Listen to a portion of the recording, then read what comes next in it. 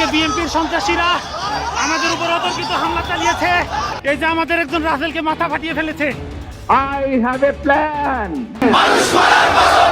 আজকের দিনটি শুরু করতে হচ্ছে বুক ভরা ঘৃণা আর চরম ক্ষোভ নিয়ে। রাজনীতিতে আদর্শিক লড়াই থাকবে, রাজপথে শক্তি প্রদর্শন থাকবে, এটাই স্বাভাবিক। কিন্তু যখন একজন রাজনৈতিক কর্মীর উপর হামলা হয় এবং সেই কর্মী যদি হন একজন নারী, তবে তার রাজনীতির সকল সীমা ছাড়িয়ে এক পৈশাচিক নোংরামিতে রূপ নেয়। ঢাকা ৪ আসনের ৫২ নম্বর ওয়ার্ডের কাল্লাপট্টিতে জামায়াতে ইসলামের সংসদ সদস্য প্রার্থী সৈয়দ জয়নুল আবিদিনের পক্ষে গণসংযোগ করতে যাওয়া নারী নেত্রী কাজী মারিয়া ইসলাম বেবির ওপর যে হামলা হয়েছে তা পুরো দেশকে স্তব্ধ করে দিয়েছে।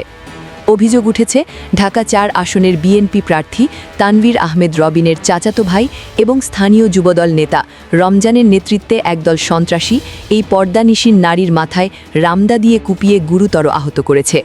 তার মাথায় ৪টি সেলাই লেগেছে এবং তিনি এখন হাসপাতালে মৃত্যু যন্ত্রণায় ছটপট করছেন।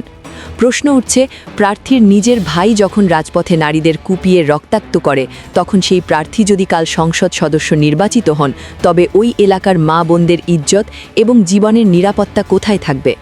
ঢাকার এই রক্তক্ষয়ী ঘটনার রেশ কাটতে না কাটতেই খবর আসছে শেরপুর ৩ আসন থেকে। সেখানে পরিস্থিতি আরও বেশি ভয়াবহ। তথাকথিত তারেক বাহিনীর একদল সশস্ত্র সন্ত্রাসী বিনা উস্কানিতে জামায়াতের মিছিলে হামলা চালিয়ে একাধিক নেতাকর্মীর মাথা ফাটিয়ে দিয়েছে। সবচেয়ে হতাশাজনক বিষয় হল প্রশাসনের নির্লিপ্ত ভূমিকা। প্রত্যক্ষদর্শীদের মতে সেখানে পুলিশ উপস্থিত থাকা সত্ত্বেও তারা নীরব দর্শকের ভূমিকা পালন করেছে। পুলিশের সামনেই জামায়াত কর্মীদের উপর ইট পাটকেল নিক্ষেপ করা হলেও প্রশাসন কোনো কার্যকর পদক্ষেপ নেয়নি।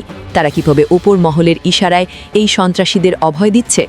জামায়াত কর্মীরা দীর্ঘক্ষণ ধৈর্য ধরে সেনাবাহিনীর মধ্যস্থতার অপেক্ষা করলেও যখন পিঠ দেয়ালে ঠেকে গেছে, তখন তারা প্রতিরোধের সিদ্ধান্ত নিতে বাধ্য হয়েছেন। এর পাশাপাশি চাঁপাইনবাবগঞ্জ ৩ সদর আসনে যা ঘটেছে তা আমাদের বিগত ১৬ বছরের অন্ধকার শাসনের কথা মনে করিয়ে দেয়। সেখানে বিএনপি প্রার্থী হারুনের ছেলে প্রকাশ্য দিবালোকে এক জামায়াত নেতার টুটি চেপে ধরেছেন এবং তাকে নির্বাচনের মাঠ থেকে সরে যাওয়ার হুমকি দিয়েছেন। ওনার হারুনের ছেলে, উনি গাড়ি থেকে বের চারজন চারিদিকে ঘিরে ওনার ছেলে আমাকে গলা ধরে প্রায় ২৫ বা ২০ সেকেন্ড এরকম উপরে ঝুলিয়ে রাখে। যদিও নির্বাচন কমিশন তাকে কারণ দর্শানোর নোটিশ দিয়েছে, কিন্তু প্রশ্ন হলো, এই যে বাপকা বেটা সুলভ দাপট, এটি কি এক নতুন ফ্যাসিবাদের ইঙ্গিত নয়? ভিন্ন মতের টুটি চেপে ধরা যদি বিএনপির রাজনীতির অংশ হয়, তবে বাংলাদেশের মানুষ আওয়ামী লীগের হাত থেকে কেন মুক্তি চেয়েছিল? মির্জা ফখরুল ইসলাম আলমগীর সাহেব টিভিতে যখন কান্নার সুর তুলে গণতন্ত্রের বুলি আওড়ান, তখন তার নিজের এলাকা ঠাকুরগাঁয়ে তারই কর্মীরা সাবেক ছাত্রনেতা দেলোয়ার হোসেনের পোস্টার ব্যানার ছিঁড়ে ফেলার উৎসবে মেতে ওঠে। এই দ্বিমুখী নীতি কি ভোটাররা দেখছে না? আশ্চর্যের বিষয় হলো, এখনও পর্যন্ত বিএনপি ক্ষমতায় আসেনি, অথচ এখনই শুরু হয়ে গেছে ডিজিটাল বাকশালের নব্য রূপ। বিএনপির কর্মকাণ্ডের সমালোচনা করে নিউজ করায় একটি বহুল আলোচিত সংবাদ মাধ্যমের ওয়েবসাইট সরকারি নির্দেশে বন্ধ করে দেওয়া হয়েছে। প্রশাসনের ভেতরে লুকিয়ে থাকা বিএনপির দোসররাই যে এই নোংরা সেন্সরশিপের পেছনে রয়েছে তা আর বলার অপেক্ষা রাখে না। যদি ভোটের আগেই গণমাধ্যমের স্বাধীনতা কেড়ে নেওয়া হয়, তবে একটি অবাধ ও সুষ্ঠু নির্বাচনের স্বপ্ন কি শুধু স্বপ্নই থেকে যাবে? বিএনপি কি তবে আওয়ামী লীগের সেই ভোট চুরির টেক্সটবুক হুবহু অনুসরণ করছে?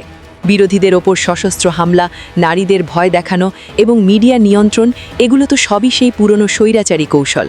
জামায়াতের মতো একটি সুশৃঙ্খল দল যদি কেবল সংবাদ সম্মেলন আর নিন্দার মধ্যে সীমাবদ্ধ থাকে, তবে সাধারণ মানুষ তাদের ওপর ভরসা হারাবে।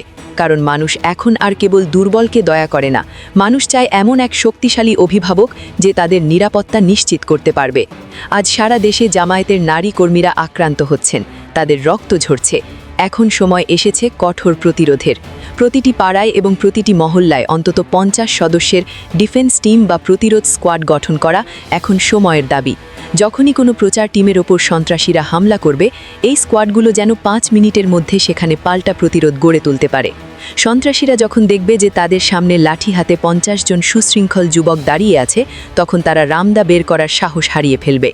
বিএনপির নীতি নির্ধারকদের মনে রাখা উচিত, আওয়ামী লীগও একসময় ভেবেছিল তারা অজেয় এবং চিরকাল ক্ষমতায় থাকবে, কিন্তু দর্পচূর্ণ হতে সময় লাগেনি। আজ বিএনপি যদি সেই একই রামদা ও পেশিশক্তির রাজনীতি শুরু করে, তবে তাদের পরিণতিও আওয়ামী লীগের মতোই করুণ হবে। জামায়াতকে এখন কেবল ভোটের জন্য নয়, বরং ভোটারদের নিরাপত্তা দেওয়ার জন্য রাজপথে সবল রূপ নিয়ে দাঁড়াতে হবে। থানা পুলিশের জন্য অপেক্ষা না করে অন দ্য স্পট বা তাৎক্ষণিক গণপ্রতিরোধ গড়ে তোলা ছাড়া আর কোনো বিকল্প নেই। মা বোনদের প্রতি আমাদের আকুল আবেদন, আপনারা ভয় পাবেন না। আপনাদের এক ফোঁটা রক্তের বদলা নিতে লাখো ভাই প্রস্তুত রয়েছে।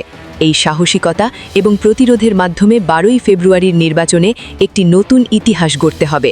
পাড়ায় পাড়ায় দুর্ভেদ্য প্রতিরোধের দুর্গ গড়ে তুলুন এবং বুঝিয়ে দিন যে এটা 2026-এর নতুন বাংলাদেশ। এখানে পেশি শক্তির আর কোনো স্থান নেই। গুরুত্বপূর্ণ এই বার্তাটি সবার কাছে পৌঁছে দিতে ভিডিওটিতে লাইক দিয়ে শেয়ার করুন এবং শেয়ার করে আমাদের পাশেই থাকুন। আপনার মূল্যবান মতামত আমাদের কমেন্টে জানাতে ভুলবেন না। ধন্যবাদ।